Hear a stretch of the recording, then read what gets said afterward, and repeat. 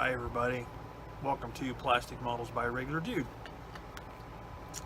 And this is going to be my a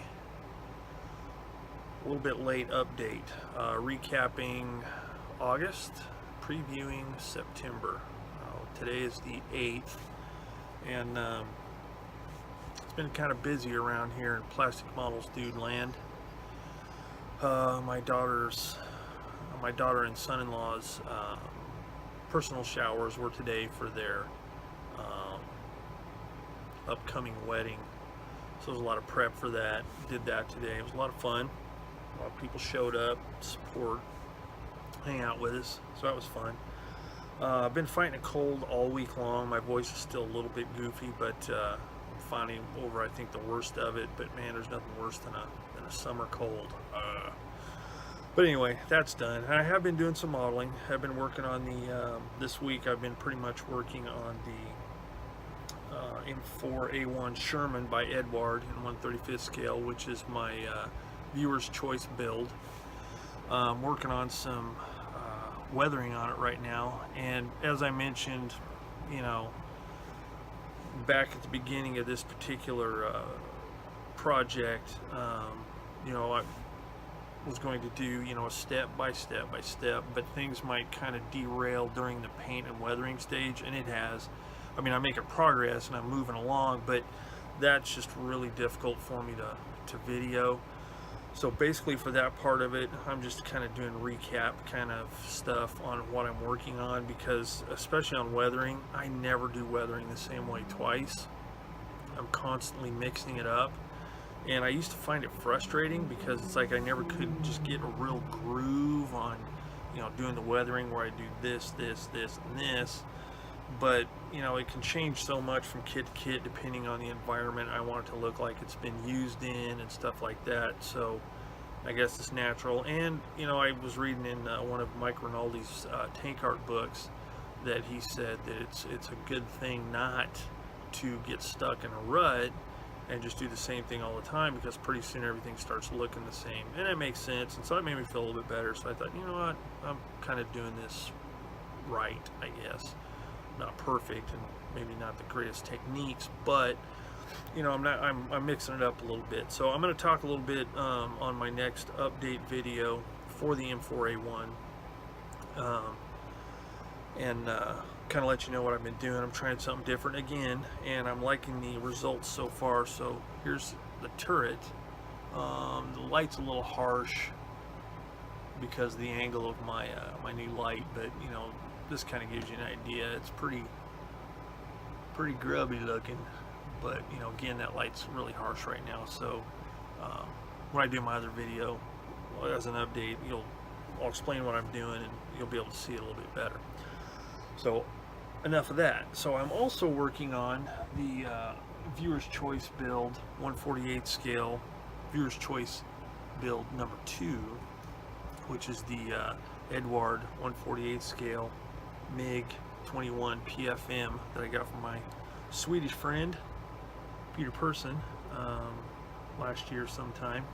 That's coming right along. I'm still in the building stages, getting ready to do some more external fittings and parts, stuff like that. So that's coming along nicely. I got a new kit for my birthday, as a matter of fact. I got and I'm going to cover all this stuff in different videos. It's just kind of let you know what's going on. But my son, for my birthday, which was August 31st, got me the TACOM M3 Lee mid version.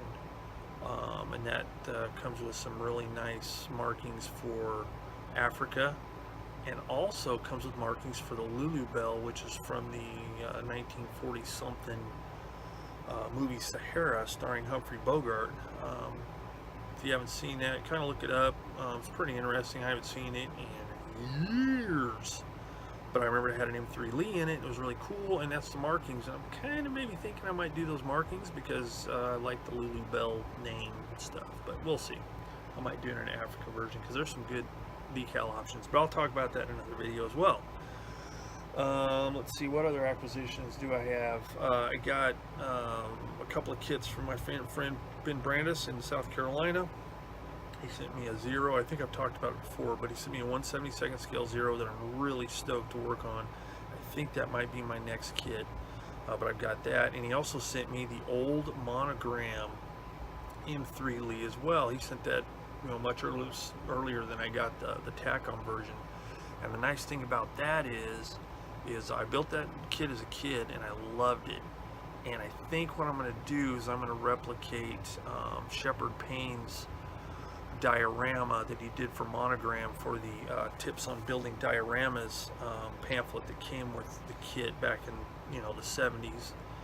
And I think I'm going to replicate that diorama, so that's something else I'll talk about in a little more detail, but it looks kind of cool. And I've never really built a diorama ever, and I think, hey, I may try this one. And it's got a few modifications to it that I want to do that Shepard Payne did, so I'm really looking forward to that kit. I also bought a Tamiya F4F Bearcat, no, Wildcat, I'm sorry, Wildcat, in 1/48 scale from my local hobby shop. Went in for some paint, and they had it in stock there, and it was a decent price, and supporting the local hobby shop, so I snapped that baby up because I've never built one of those, so I'm really stoked to do that.